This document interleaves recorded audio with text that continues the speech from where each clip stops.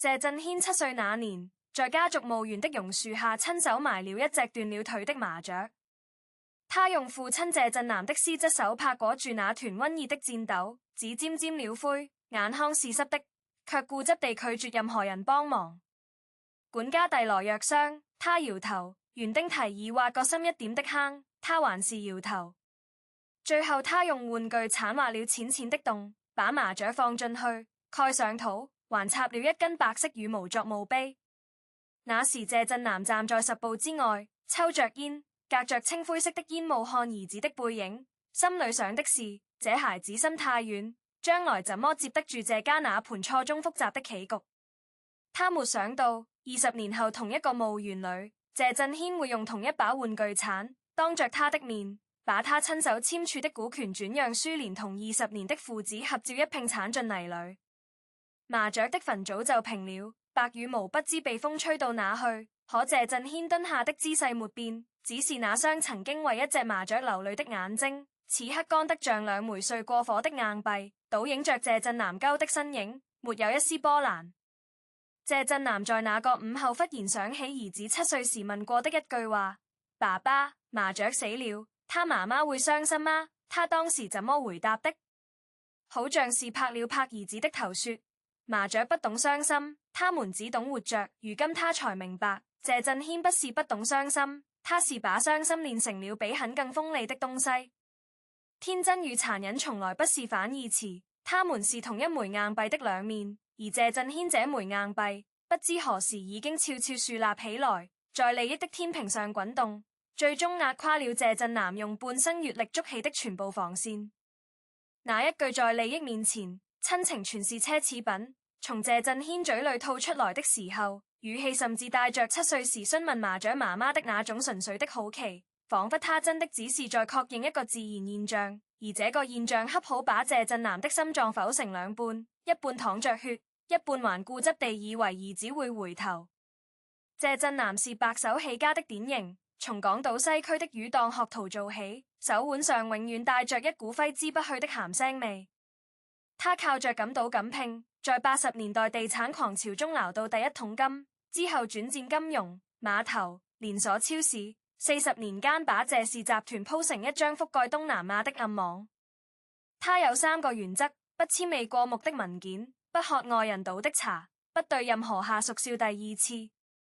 這些原則讓他躲過97金融風暴、03年沙士、08年雷曼兄弟，甚至在15年股災中逆向收購了2家上市公司。商場上的人都叫他鯊魚男，不是因為他兇猛，而是因為鯊魚永遠在移動，停下來就會死。可這樣一個男人，唯獨在兒子面前會不自覺地放慢腳步。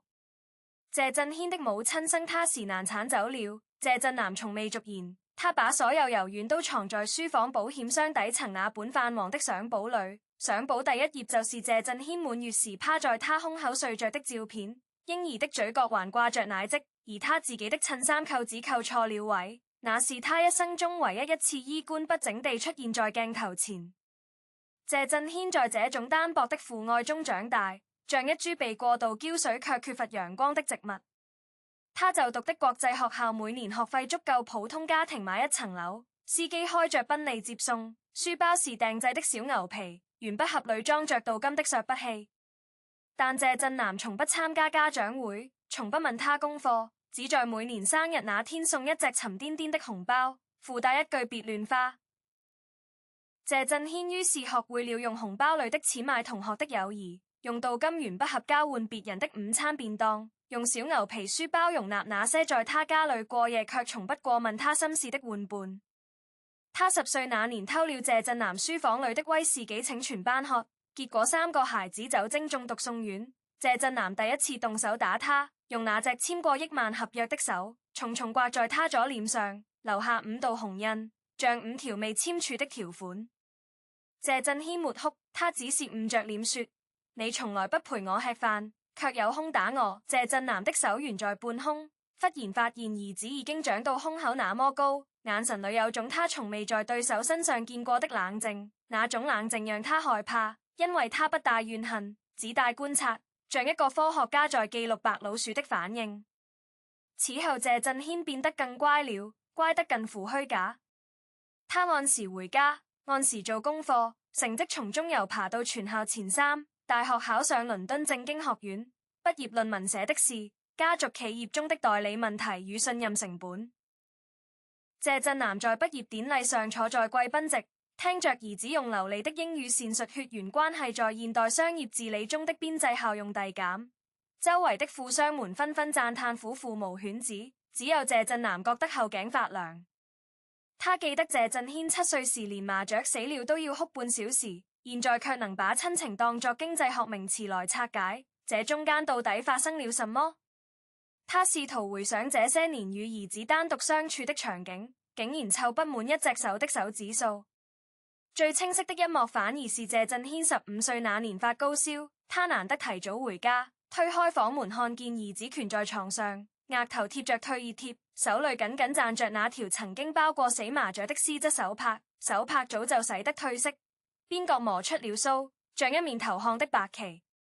謝震南當時想伸手去摸兒子的額頭，謝震軒卻在昏睡中翻了個身，把臉埋進枕頭裏，給了他一個沉默的後腦啄。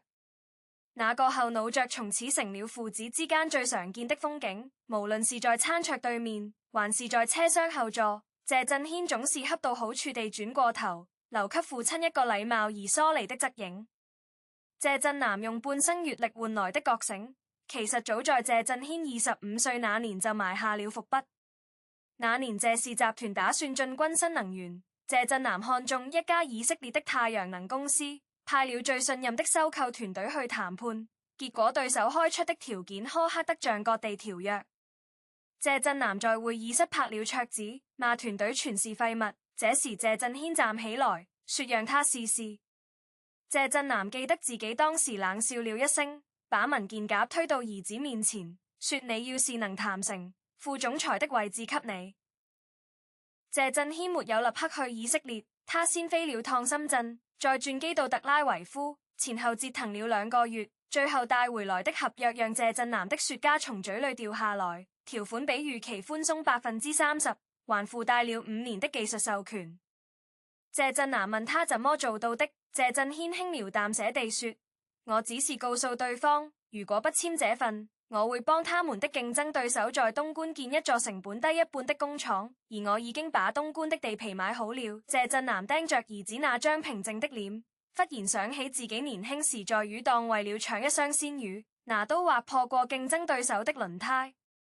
他當時覺得那是生存的必要之惡，此刻從兒子身上看到同樣的果決，卻第一次感到心寒，因為謝震軒買地皮的錢是從集團賬上預支的，而預支的審批人正是謝震南自己。兒子利用了他的信任，就像他當年利用魚檔老闆的疏忽偷學了供貨渠道。副總裁的位置給了謝震軒，謝震南以為這是父子聯手的開始，殊不知這是謝震軒布局的第一步。接下來3年，謝震軒以改革之名重組了財務部、人事部、法務部，每一個新主管都是他在倫敦政經的同學或校友，履歷光鮮，忠心耿耿，而且只對他一個人匯報。謝震南起初還參加每季度的董事會，後來漸漸發現會議議程越來越瑣碎，財務報表越來越簡略，甚至有一次他問起一筆非洲礦業的投資，謝震軒微笑着說吧，那筆已經在去年12月剝離了，我寄過郵件給你。謝震南翻遍信箱才在垃圾郵件裏找到那封通知，標題是例行資產調整，內文只有3行字，沒有稱呼，沒有簽名，像一份群發的內部通告。他拿着打印出來的郵件站在辦公室落地窗前，玻璃映出他花白的鬢角，忽然驚覺自己已經63歲，而窗外的維多利亞港依舊繁忙，貨櫃輪船來來往往，每一艘都載着他曾經打下的江山，可那些江山現在的名字旁邊，悄悄多了一個謝震軒代理。真正的裂痕出現在謝震軒30歲那年，謝震南查出輕微中風，住院半個月。他躺在私立醫院的貴賓病房裏，護士24小時輪班，鮮花水果從不間斷，全是下屬和生意夥伴送的。謝震軒來過3次，每次停留不超過20分鐘。第一次帶了一台血壓計，第二次帶了律師準備的醫療授權書，第三次帶了一盒謝振南最愛吃的蓮蓉酥。謝振南咬着蓮蓉酥，甜膩的餡料黏在牙齒上，他含糊地問：公司最近怎麼樣？謝振軒正在滑手機，頭也不抬地說：一切正常，巴你安心養病。謝振南又問：那不泰國港口的中標金籌到了嗎？謝振軒的手機熒幕亮了一下，他終於抬起頭，眼神裏有種被打擾的不耐煩，但語氣依然溫和。籌到了，我買了中環那棟寫字樓。謝振南的蓮蓉酥卡在喉嚨裏，他猛地坐起來，血壓計的數字瘋狂跳動。那棟樓是謝家的祖業，你爺爺傳給我的。謝振軒把手機放進西裝口袋，站起來整了整領帶，低頭看着病床上插着點滴的父親，說了一句讓謝振南整整失眠3個月的話：爸，祖業如果不能變現，就是個博物館。博物館要門票，但我們現在需要現金流。他說完就走了，皮鞋踩在醫院走廊的大理石地面上，發出清脆而均勻的叩擊聲，像在為謝振南的心跳打拍子。謝振南出院後第一件事就是查賬，他這才知道過去3年裏謝振軒總共剝離了7項非核心資產，其中3項是謝振南年輕時拼了命才拿下的地標，2項是與老友合資的基金，還有1項是謝振南母親留下的珠寶品牌。那個品牌每年只賺幾百萬，但謝振南一直留着，因為商標上的字體是母親親筆寫的。謝振南沒有立刻發作，他在商海沉浮40年，懂得按兵不動的道理。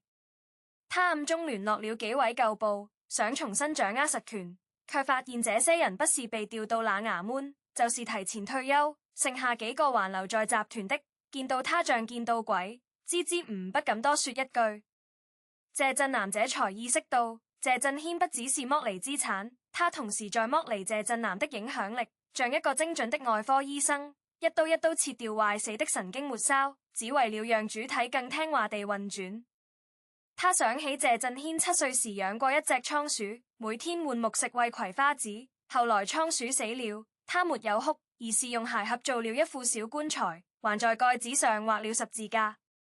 謝振南當時誇他勇敢，此刻才後悔，那不是勇敢，那是從小就有的對待生命的疏離感，仿佛所有活物在他眼裏都只是需要被妥善處理的標本。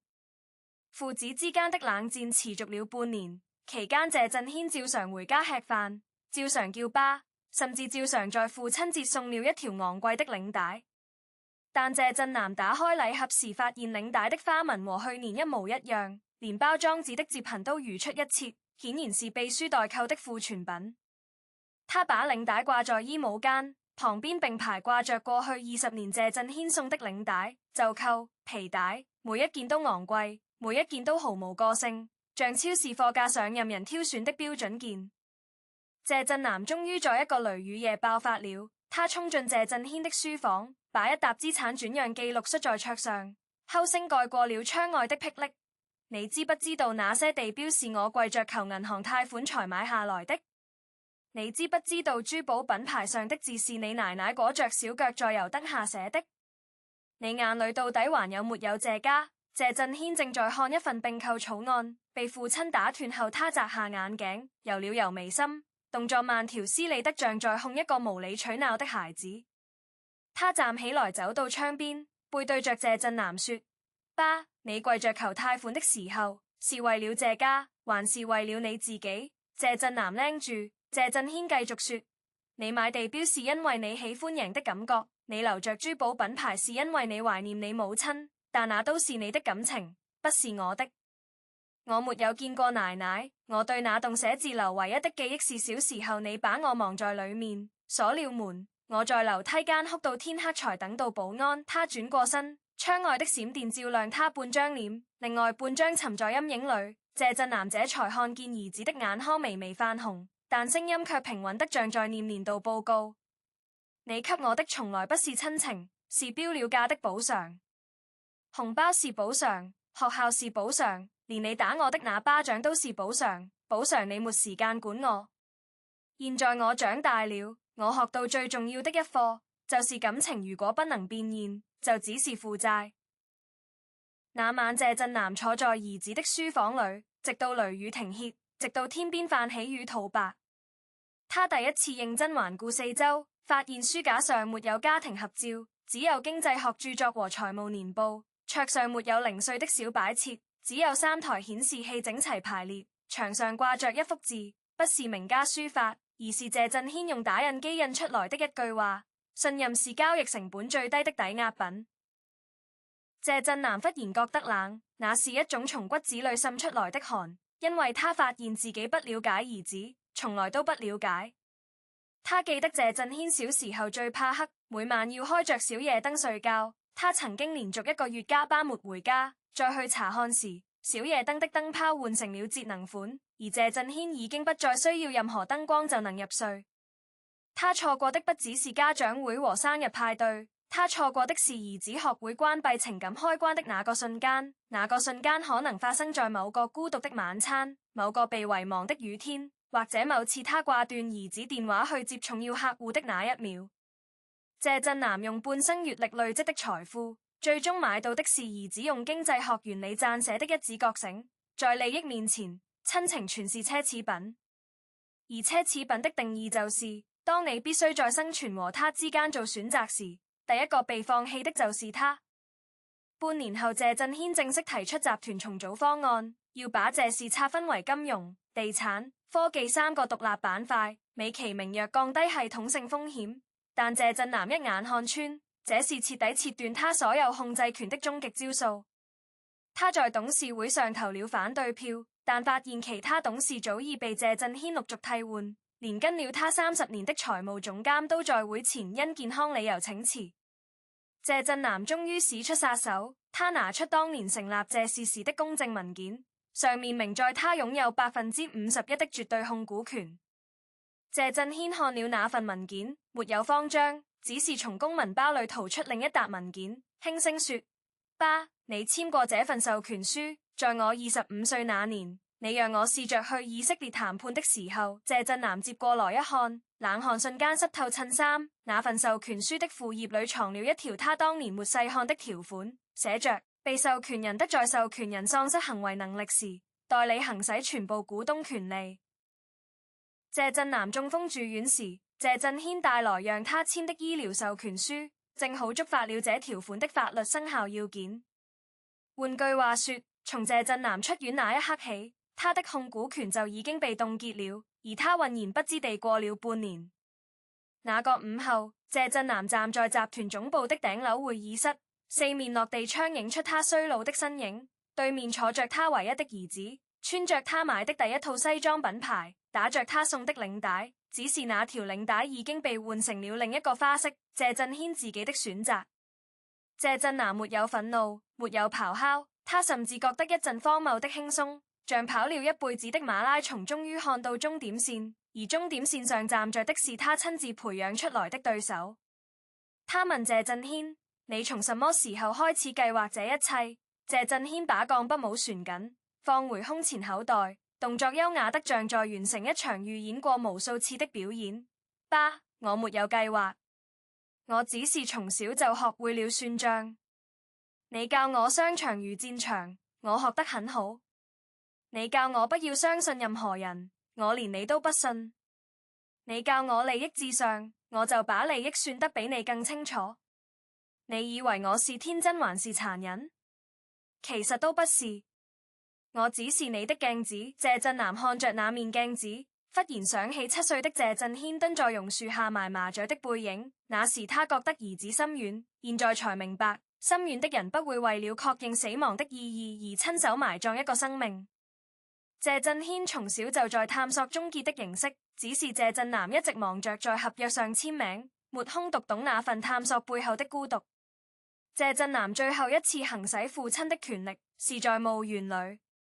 他約了謝震軒去拜祭祖父祖母，實際上是想在最熟悉的地方做最後一次溝通。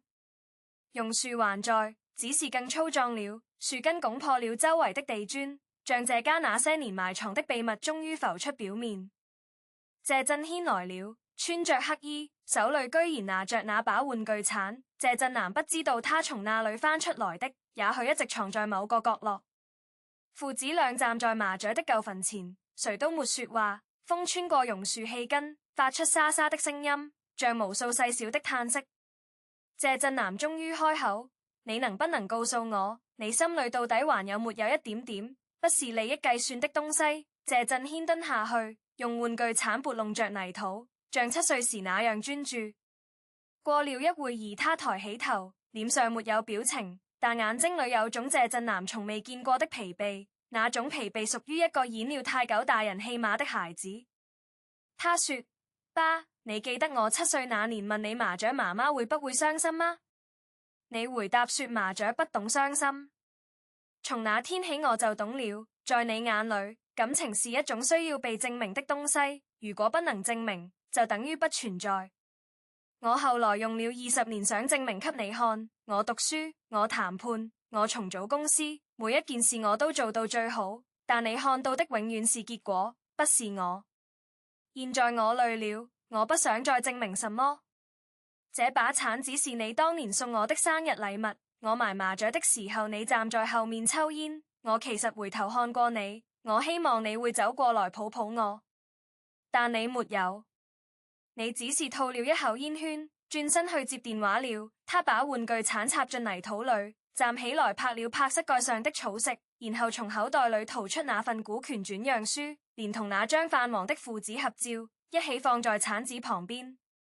謝震南這才看清照片上是自己抱着滿月的謝震軒，襯衫扣子扣錯位，笑容笨拙而真實。謝震南蹲下去，用那雙曾經揮舞過刀和簽過無數合約的手，慢慢挖了一個坑。泥土很軟，像當年埋麻雀的那塊地。他把照片和文件放進去，猶豫了一秒，又從脖子上取下那條從不離身的金鏈子，鏈墜是個小小的保險箱模型，裡面藏着謝震軒的第一顆乳牙。他把鏈墜也放進坑裡，然後一鏟一鏟把土蓋回去。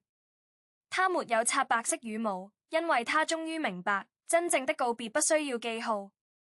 謝震軒站在旁邊看着，始終沒有伸手幫忙，但也沒有離開。當最後一鏟土壓平時，謝震南聽見兒子用很輕很輕的聲音說：爸，那隻麻雀其實沒死，我埋它的時候它還在動。我怕你笑我傻，所以不敢說。我每天半夜偷偷跑來想挖開看，但又怕挖開之後真的死了。後來我就告訴自己，只要我不挖，它就永遠有可能活着。我騙了自己20年。謝震南的淚水滴在剛翻過的泥土上，滲進去，像一場遲到了20年的雨。他沒有回頭看兒子，只是盯着那塊平整的土面，輕聲說：對不起，爸爸那天應該陪你一起埋的。風又吹過來，榕樹的氣根輕輕搖晃，謝震軒的黑衣下擺被掀起一角，露出裏面那條褪色的絲質手帕。他一直戴着，從7歲到30歲，像一個永遠等不到確認的約定。夕陽把兩個影子拉得很長，一個高，一個挺拔，他們在地面上幾乎要碰在一起，卻始終隔着一鏟土的距離。謝震軒最終轉過身，朝墓園大門走去，皮鞋踩在落葉上發出細碎的破裂聲。謝震南沒有叫住他，因為他知道叫住了也不知道說什麼。他蹲在那個新墳前，用手掌把土面拍實，忽然發現土裏冒出一小截嫩綠的芽，不知是草籽還是榕樹的根，但他就那樣鑽出來了，脆弱卻固執。謝震南想起謝震軒出生那天，護士把嬰兒放進他懷裏，他看着那張皺巴巴的小臉，心裏唯一的念頭是這輩子要給他最好的。他確實給了最好的學校、最好的物質、最好的起跑線，但他忘記了最好的東西從來不是用錢買的。那截嫩芽在晚風中戰了戰，像一個微小的覺醒，提醒他所有的奢侈品都會貶值，只有錯過的陪伴會隨着時間利滾利，最終變成連鯊魚都吞不下的巨額負債。而謝震軒那句在利益面前，親情全是奢侈品，此刻聽在謝震南耳裏，不再像兒子的判決，更像自己當年種下的因，終於結出了最精確的果。他慢慢站起身，膝蓋發出老舊的黑黑聲，墓園的鐘樓敲響6點，驚起一群麻雀，撲零零飛過榕樹頂，飛向越來越暗的天空。謝震南仰頭看着那些鳥，喃喃地說：你們懂傷心嗎？麻雀當然沒有回答，他們只是繼續飛，繼續活着。像謝震軒說的，也許活着本身就已經是答案。